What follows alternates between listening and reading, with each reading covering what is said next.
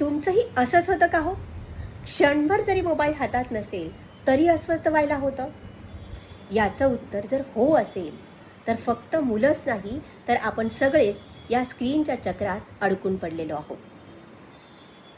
रात्रभर जागणारी फक्त तरुण पिढी नाही, तर कधी बाबा व्हॉट्सअपवर असतात, कधी आई फेसबुक किंवा रील चालवत असते. कुटुंबातील प्रत्येकजण वेगवेगळ्या स्क्रीनवर हरवून गेलेले असतात. एक रील संपते, दुसरी रील चालू होते आणि यातच तासनतास असाच निघून जातो.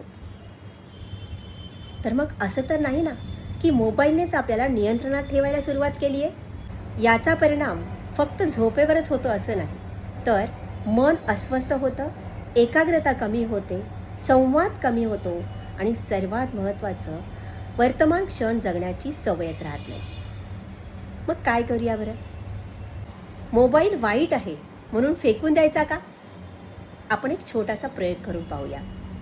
आठवड्यातून किमान एक दिवस नो स्क्रीन डे किंवा सुरुवातीला फक्त 1 तास. या 1 तासात गप्पा, फिरणं, कॅरम किंवा जुन्या आठवणी. आणि हळूहळू आपल्याच लक्षात येईल की आपण इंटरनेटशी जोडलो गेलो होतो, पण एकमेकांपासून थोडे दूर गेलो होतो.